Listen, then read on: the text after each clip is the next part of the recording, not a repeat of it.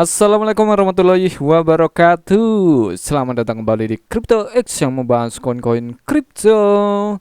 Oke, untuk di siang hari ini kita akan bahas untuk Bitcoin. Wow, Bitcoin sudah menyentuh di 115.200-an dan beberapa waktu lalu saya sudah bikin analisanya untuk Bitcoin ya. Mungkin kalau kalian lupa ya.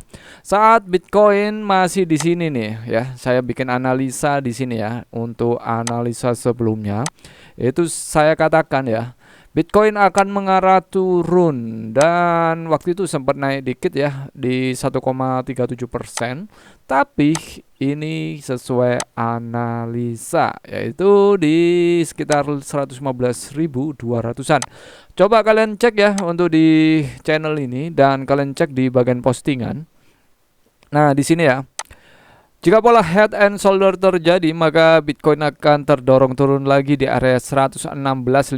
Itu sudah terlampaui atau terlewati sampai di 115.247.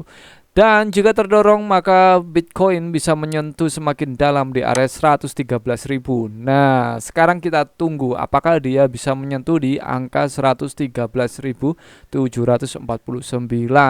Apakah bisa? Bisa, bosku. Kenapa? Ya, karena memang untuk saat ini kalau kita lihat di CoinGlass ya, untuk likuidasi long ini sangat besar, masif banget ya. Sejak ini yang pergerakannya dari tanggal 19 ya, itu sudah mulai kerasa kenaikannya. Nah, paling besar itu di tanggal 23 kemarin, yaitu sampai terlikuidasi 630 juta dolar ya untuk order long. Dan untuk hari ini aja itu sudah di 233 ya untuk di siang hari ini. Untuk order sell atau shortnya ini hanya 20. Wow, kacau nih, hanya 20. Tidak ada perlawanan ya. Order longnya ini sudah nggak ada perlawanan. Jadi untuk yang terlikuidasi untuk short itu sedikit ya, hanya 20 ya, hanya 20 juta. Oke, kita cek ya untuk di fundamental pasar hari ini. Untuk indeks mata uang dolar itu plus hanya 0,20 ya. Itu artinya Bitcoin mengalami penurunan.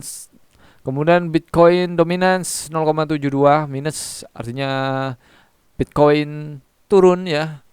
Kalau ini plus ya atau hijau itu Bitcoin naik ya. Ini berarti turun. Kemudian saldo pertukaran Bitcoin 0,06, hanya 0,06. Ya, ini Bitcoin naik ya. Untuk indeks ketakutan kemarin 70, sekarang 71, ini naik. Jadi dua sama.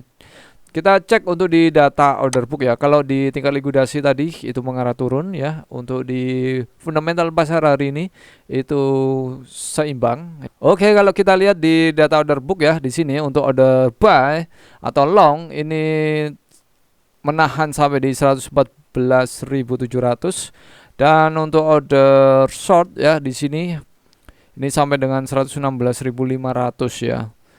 Nah, apakah nantinya ya untuk Bitcoin ini terdorong? Untuk saat ini masih ada perlawanan sedikit ya. Tapi di sini kita bisa perkirakan ya untuk Bitcoin ini akan terdorong di 114 ribuan. Oke. Dan untuk SRP juga mengalami penurunan kemarin untuk di tanggal 24 ya. Kemudian naik kembali untuk di tadi malam ya. Di tadi malam jam 10. Kemudian mengalami penurunan lagi untuk di tadi pagi sampai hari ini. Oke, kalau kita lihat di sini memang pola dari SRP ini ya, ada yang mengatakan SRP ini nggak akan turun lagi setelah di 3 dolar. Buktinya SRP ini sesuai yang saya perkirakan kemarin ya. Ini dia menyentuh di 3.0 ya. 3.0 dolar atau 3 dolar, kemudian turun menjadi 2,9. Ini sesuai yang saya analisa kemarin, kalian bisa cek untuk di video sebelumnya. Untuk di video yang membahas SRP ya, kita cek. Nih untuk SRP drop saya siap share lagi, kalian bisa cek di situ. Oke, kemudian untuk dari John Square Di sini John mengatakan ya, Jerome Powell telah digugat karena diduga melanggar undang-undang transparansi, mempertahankan tarif tinggi untuk merugikan agenda Trump. Memang untuk Powell ini ya, menahan untuk nggak mau pokoknya dia untuk menurunkan suku bunga. Nah, kebijakan moneter dijadikan senjata untuk tanda tanya. Ketika kepercayaan terhadap bank sentral runtuh, solusi terdesentralisasi seperti XRP mulai lebih masuk akal. Masuk akal karena beberapa waktu lalu Brad Garlinghouse juga mentweet ya. Untuk Brad ini mentweet di kemarin ya, tanggal 24 Juli. Ini dia meretweet ya dari Blue Chip, dari ICYMI ya, di tengah semua kebaikan regulasi Jumat lalu. Blue Chip ORG menduduki peringkat RL/USD sebagai stablecoin nomor 1 paling terpercaya di pasar. Wow.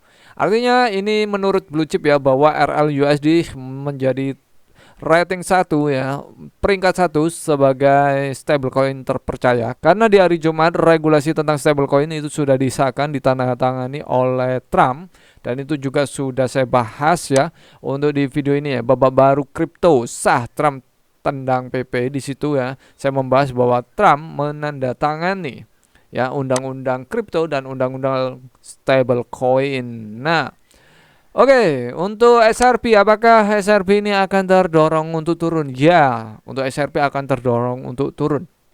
Kemana bang untuk SRP akan terdorong turun? Ya tentunya ini akan melewati di 2,9760 dolar untuk yang pernah dilewati, karena Bitcoin ini akan terdorong turun sampai di 113.000 ya. Untuk paling pendeknya dulu deh, untuk di 114 ya. Karena Bitcoin harus membayar lunas dulu ya. Untuk ini ya, ada gap di sini. Itu ada di 113.500-an, kemudian ada di 111.096 dolar ya. Nah, Bitcoin arahnya kemana bang? Untuk Bitcoin itu arahnya akan turun seperti ini. Ya, ini hanya gambar coret-coretan ya, nggak harus mesti dia mengikuti garis yang saya buat seperti ini.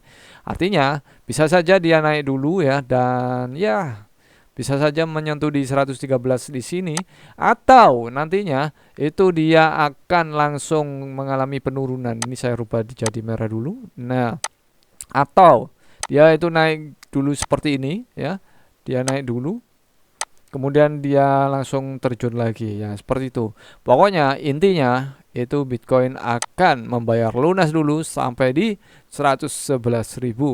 Tapi ya untuk kalian tetap dior ya, do your own research ya. Kalian harus riset sendiri, analisa sendiri, dan tentunya kalian validasi sendiri untuk analisa kalian. Dan kalian jangan lupa untuk selalu gunakan uang dingin. Untuk kalian yang trading ya, untuk analisa hari ini, jangan jadikan acuan kalian mengambil posisi apapun ataupun menyerok atau menghold coin apapun ya. Dan ini analisa saya, jadi nantinya Bitcoin ya, kalau kalian ingin ambil short, posisi short, tunggu Bitcoin di area ini. Untuk di area 116.500 ya. Kemudian take profit di mana bang? Take profitnya di 115.000 boleh, atau di 114.000. Atau kalian kalau scalping, kalian buka posisi sekarang ya untuk short, tapi kalian harus gunakan leverage sewajarnya biar kalian tidak terliquidasi. Nah, untuk yang terpenting adalah money management, di mana kalian harus mensesuaikan modal kalian atau margin kalian dengan leverage dan lot yang kalian gunakan, seperti itu. Oke. Tetap dior, jangan jadikan video kali ini sebagai acuan kalian mengambil posisi apapun, karena ini analisa saya sendiri untuk saya sendiri, dan kalian harus analisa sendiri, prediksi sendiri. Pastikan kalian tetap gunakan uang dingin. Dior, jika video kali ini bermanfaat dan menarik untuk kalian, jangan lupa untuk share ke teman kalian, jangan lupa untuk like, subscribe. Terima kasih dan bye-bye.